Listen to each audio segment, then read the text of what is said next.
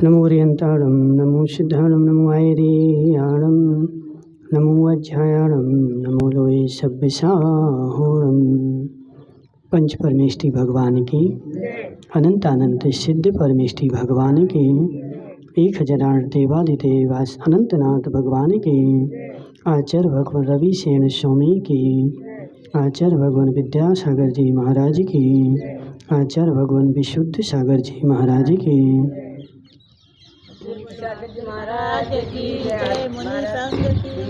यहाँ पर कल अपना पद्म पुराण चल रहा था और जिसमें अपन ने कल देखा था कि रावण के मंत्रियों ने रावण को समझाया कि लड़ाई करने से फ़ायदा नहीं है, सलाह कर लो।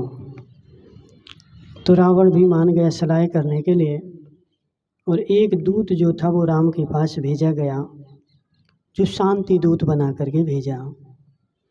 लेकिन सारे मंत्रियों ने उनको समझा दिया कि क्या कहना है, लेकिन रावण ने अपनी दृष्टि के द्वारा उसको कूटनीति सिखा दी। तो वह जो दूत था वो राम के पास जाकर के उसने बोला कि रावण का कहना है कि युद्ध करने से मुझे कोई प्रयोजन नहीं है। युद्ध में देवों को भय उत्पन्न करने वाला हमारा जो रावण है वह महान पराक्रमी है। मैं रावण क्या कभी आपके सुनने में नहीं आया? हे राजन, मैं विद्याधरों से सहित यह समुद्र पर्यंत की समस्त पृथ्वी और लंका के 2 भाग कर 1 भाग तुम्हारे लिए देता हूँ। तुम आज अच्छे हृदय से मेरे भाई एवं पुत्रों को भेजकर सीता देना स्वीकार करो, उसी में तुम्हारा कल्याण होगा। तो दूत ने रावण की ओर से संदेश सुनाया कि तुम एक काम करो, आधा राज्य ले लो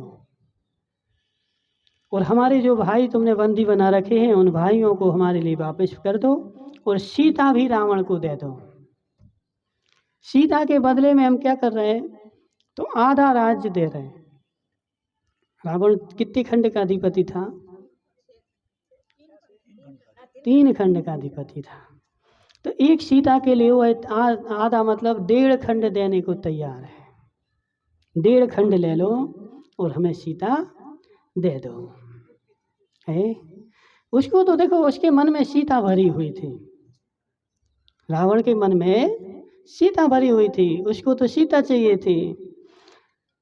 यदि तुम ऐसा नहीं करते हो तो तुम्हारी कुशलता कैसे हो सकती है? अब उस दूत ने कहा कि यदि तुम ऐसा नहीं करते तो तुम्हारी कुशलता नहीं हो सकती। अब एक तरफी तो शांति की बात कर रहा है और एक तरफी जो है धमकी दे रहा है, क्योंकि सीता तो हमारे पास है ही और युद्ध में बांधे हुए भाई तथा पुत्रों को हम बलपूर्वक छीन लेंगे। तो अब उसने ऐसा भी कह दिया कि सीता जो है वो तो रावण के ही पास है और तुमने हमारे पुत्रों को और भाइयों को बंदी बनाया है, उनको तो हम तुमसे युद्ध करेंगे और छीन लेंगे। तो इसलिए तुम्हारी कुशलता इसी में है कि तुम शांति से मान जाओ, ठीक है। तदनंतर राम ने कहा, अब राम शांति से कह रहे हैं। देखो, मर्यादा पुरुषोत्तम राम कहलाते हैं। राम के पास हमेशा शांति रही है और लक्ष्मण के पास हमेशा अशांति रही है। समझ रहे? सारी रामायणों में लक्ष्मण को उग्र ही बताया है और राम को जो है शांति बताया है। तो राम ने क्या कहा? मुझे राज्य से प्रयोजन नहीं है, सीधा बोल दिया। और ना अन्य स्त्रियों से तथा बड़े बड़े भोगों से मतलब है। ना मुझे बड़े बड़े भोग चाहिए, ना मुझे राज्य चाहिए और ना मुझे किसी प्रकार की दूसरी स्त्रियां चाहिए।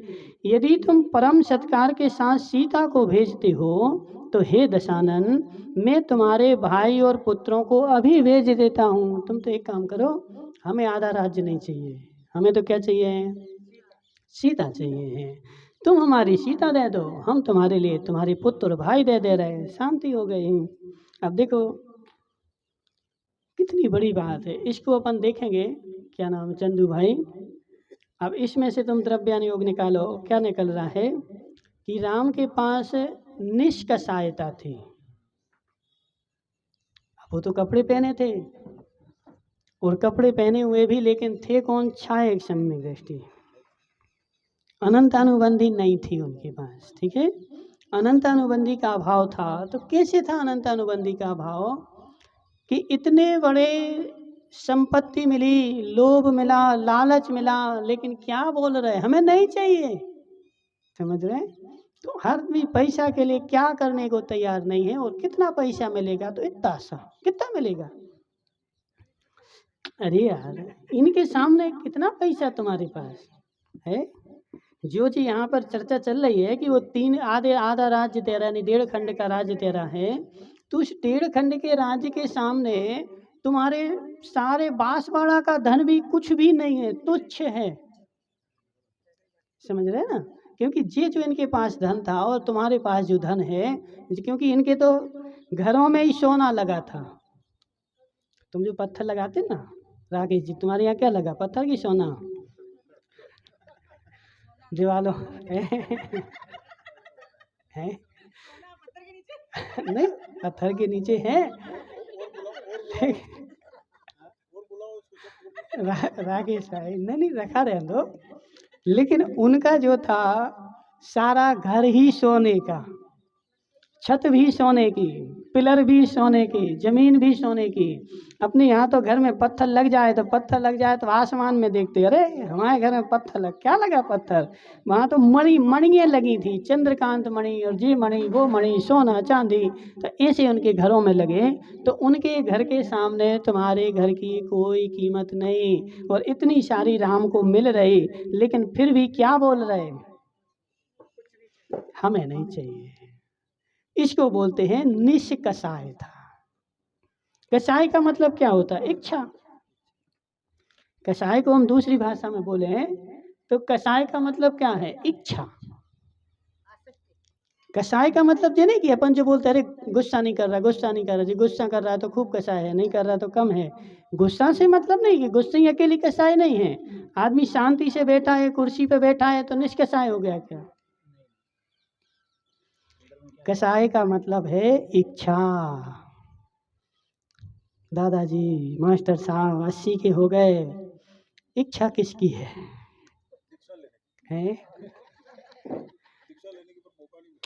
दीक्षा लेने की नहीं, एक आध शादी और हो जाए इसकी इच्छा है। मौका नहीं मिल रहा जी, बोलो। सब है।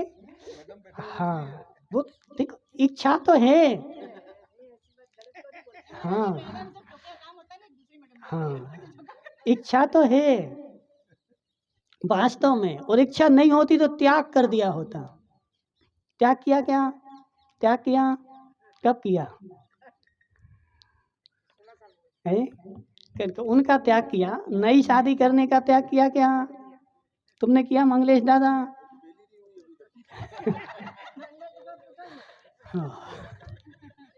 हे जीव, समझ मेरी बात। कहने का आशय क्या है, हमारे पास कोई वस्तु नहीं है तो नहीं होने का मतलब ये नहीं कि इच्छा का अभाव हो गया। अंदर में तो इच्छा बैठी है, अंदर में लालसा बैठी है। यदि लालसा नहीं बैठी होती तो तुम त्याग कर देते। बहुत सारे लोग बोलते, बोले महाराज रात्रि भोजन का त्याग कर दो। नहीं नहीं, खाते ही नहीं, हम खाते ही नहीं। खाते नहीं तो त्याग तो कर दो।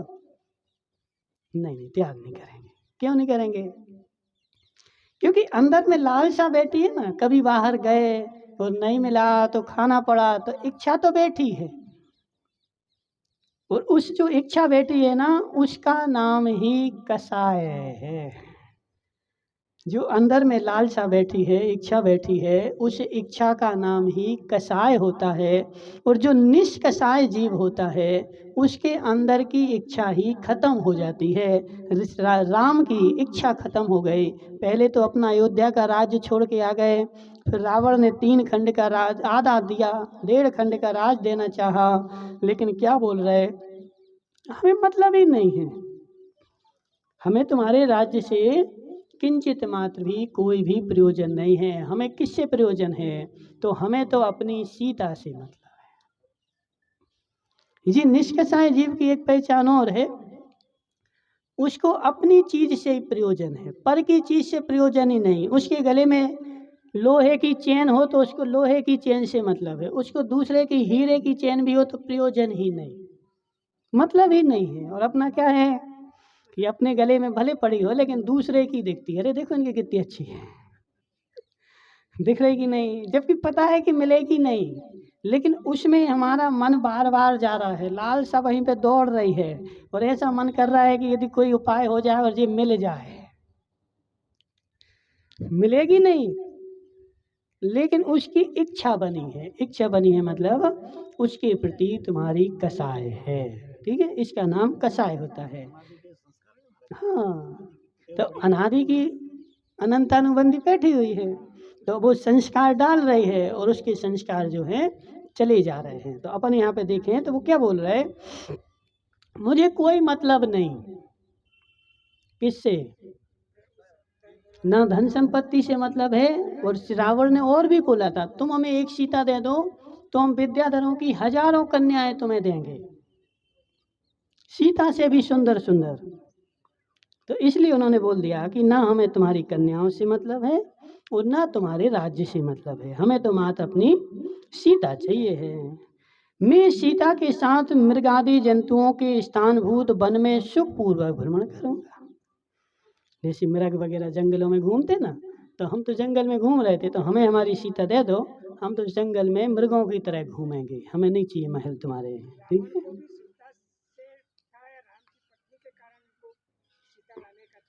नहीं, उनके पास 18,000 थी, लेकिन वह सीता में आसक्त हो गया था। राम से उसका कोई द्वेष नहीं था, समझ रहे, उसको तो माँ सीता से प्रेम था, राम से कोई द्वेष नहीं था। और जो जितनी भी लड़ाई करी उसने, वो सीता को पाने के लिए ही करी, राम से कोई मतलब नहीं। हालांकि फिर पूर्व भाव देखोगे तो पूर्व भाव में वो सारा उनका संबंध चला आ रहा था भाव भाव से, लक्ष्मण का और राम का पूर्व कई भवों से संबंध चला आ रहा था। वो उनको मारते थे, वो उनको मारते थे, वो उनको मारते थे, वो उनको मारते थे, तो ऐसा पूर्व भवों से चला आ रहा था। लेकिन इस भाव का देखोगे तो उनको तो माँ सीता से ही प्रयोजन था, ठीक है। हे दूत, तू जाकर लंका के धनी से इस प्रकार कह दे कि यही कार्य तेरे लिए हितकारी है, अन्य कार्य नहीं। सबके द्वारा पूजित और सुंदरता से युक्त राम के वे वचन सुन सामंत दूत इस प्रकार बोला। अब राम ने सीधा बोल दिया, हमें तुम्हारे राज्य से प्रयोजन नहीं है, हमें अपनी सीता चाहिए है, और तुम जाकर के रावण से बोल दो कि सीता दे दो, बस चले जाओ। तो जैसे ही बोला तो अब दूत क्या बोल रहा है, हे राजन, यतश्च तुम समुद्र, भयंकर समुद्र को लांग कर निर्भय हो यहाँ आए हो, इससे जान पड़ता है कि तुम कल्याणकारी कार्य को नहीं जानते। सीता के प्रति तुम्हारी आशा बिल्कुल ही अच्छी नहीं है। अब वो दूत फिर से बोल रहा है कि तुम यहाँ तक तो आ गए, लेकिन तुमने जो सीता के प्रति इच्छा करी है वो इच्छा तुम्हारी ठीक नहीं है।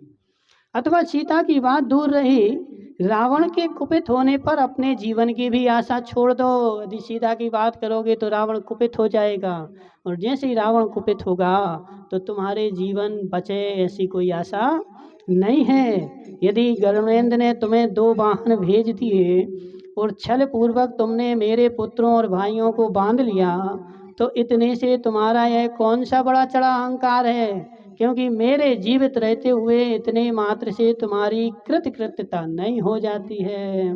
अब वो राम को धमका रहा है कि तुम्हारे पास 2 विद्याएं हैं ना, गरुड़ेंद्र ने आकर के दी थी, और तुमने हमारे भाई को बांध लिया है, पुत्रों को बांध, दोनों इनके कब्जे में है, कौन, मेघवान और इंद्रजीत, और वहाँ कौन है, भानुकर्ण, ठीक है ना, कुंभकर्ण बोलते ना उसको, भानुकर्ण बोलते। ये तीनों जो हैं अभी राम के बंदी गृह में हैं। तो वो बोल रहा है कि तुमने बंदी बना लिया तो इसमें कौन सा बड़ा काम कर लिया, जिस दिन रावण कुपित होगा सबको छुड़ा लेगा। युद्ध में यत्न करने पर ना सीता तुम्हारे हाथ लगेगी और ना तुम्हारा जीवन ही शेष रह जाएगा, इसलिए दोनों ओर से भ्रष्ट ना हो, ना सीता मिलेगी ना राज्य मिलेगा, कुछ नहीं मिलेगा, तुम्हारे हाथ में कुछ नहीं रहेगा। तो कम से कम एक काम करो, सीता को दे करके राज्य ले लो। समस्त शास्त्रों में निपुण इंद्र जैसे बड़े बड़े विद्याधर राजाओं को मैंने मृत्यु प्राप्त करा दी है। मेरी भुजाओं के बल से क्षय को प्राप्त हुए राजाओं के जो एक कैलाश के शिखर के समान इन हड्डियों के ढेर लगे, उन्हें तो देखो। क्या बोल रहा है, रावण ने इतने लोगों को मारा, इतने लोगों को मारा, कि वहाँ पर कैलाश पर्वत के जैसे हड्डियों के ढेर लगे थे। अब बताओ मंगलेश दादा, तुमने कितनों को मारा है?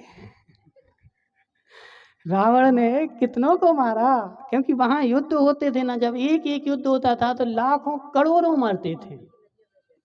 खून के लिए जो युद्ध स्थान था, उसमें खून के लिए जैसे तुम्हारे यहाँ जो पानी की नहरें बनी ना, ऐसी नहरें बनाई जाती थी। उन नहरों में से खून बहता था और फिर सब उनकी हड्डियों को उठा उठा करके दूर डाला जाता था, तो हड्डियों के पहाड़ बनते थे। तो वह दूत जो है राम के लिए पहाड़ दिखा रहा है कि देख लो, जो पहाड़ लगे ना, इन सब को रावण ने मारा है। हड्डियों के पहाड़ देखे तुमने कभी राकेश जी? इसमें देख लो, समझ रहे? तो हड्डियों के ढेर लगे हैं, इन्हें देखो। इस प्रकार दूत के कहने पर मुख से दैदीप्यमान ज्योति से आकाश को प्रज्वलित करता हुआ भामंडल क्रोध से बोला। जब उसने ऐसी बड़ी बड़ी बातें बोली तभी राम को गुस्सा नहीं आया। जो बड़े लोग होते ना, उनको गुस्सा देर में आता है। जो छोटे लोग होते हैं उनको जल्दी जल्दी आता है, और जब बड़े लोगों को गुस्सा आता है तो फिर जाता नहीं है। इस तुम्हारे अध्यक्ष जी ना, तो इनको गुस्सा नहीं आता है। बड़े हैं ना, अध्यक्ष हैं, इतनी बड़ी समाज को चला रहे, तो इनको गुस्सा नहीं आता है? हाँ, तो कहने का आशय क्या है कि जो बड़े लोग होते हैं उनको जल्दी जल्दी गुस्सा नहीं आता, थोड़ी देर से आता है, समझ रहे? और जो छोटे लोग होते हैं उनको जल्दी जल्दी आता है। तो अभी इतनी सारी बातें राम ने सुन ली, लेकिन राम को किंचित मात्र भी गुस्सा नहीं आया। अभी किसको आया? भामंडल को आया है। तो भामंडल ने क्रोध से बोला, अरे पापी दूत श्रृंगार, बातें बनाने में निपुण दुर्बुद्धि, इस तरह व्यर्थ ही निशंक हो क्यों बके जा रहा है? 4 गालियां दे दी और बोल दिया कि तू निशंक होकर के ऐसे क्यों बके जा रहा है? सीता की चर्चा ही क्या है? राम की निंदा करने के विषय में नीच चेष्टा के धारी पशु के समान नीच राक्षस रावण है ही कौन? पशु के समान जो नीच रावण है ना, वो है ही कौन? इतना कहकर ज्यों ही भामंडल ने तलवार उठाई और तलवार लेकर के उसको मारने के लिए चले, तो त्यों ही लक्ष्मण ने उसे रोक लिया।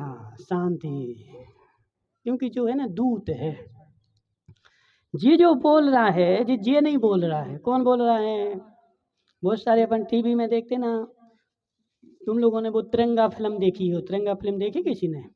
पुरानी वाली। उसमें क्या होता है, वो टीवी में कुछ समाचार आते हैं तो वो टीवी उठा के फेंक देता है। देखिए, तो क्या मतलब है? अब टीवी में यदि अच्छा समाचार आया चाहे बुरा समाचार आया, उस टीवी की क्या गलती? टीवी तो बता रही है, समझ रहे? तो टीवी है। तो यहाँ पे क्या बोल रहे हैं? भामंडल ने ज्यों ही, तो लक्ष्मण ने उसे पकड़ लिया, और भामंडल ने ज्यों नेत्र लाल कमल दल के समान थे, वे क्रोध से दूषित हो संध्या का आकार धारण करते हुए दूषित हो गए। यानी उसके जो लाल नेत्र थे वो कैसे हो गए? संध्या कालीन नेत्र के समान लाल लाल हो गए। क्या मतलब है? त्रिविक्रोध आ गया उसको, ठीक है।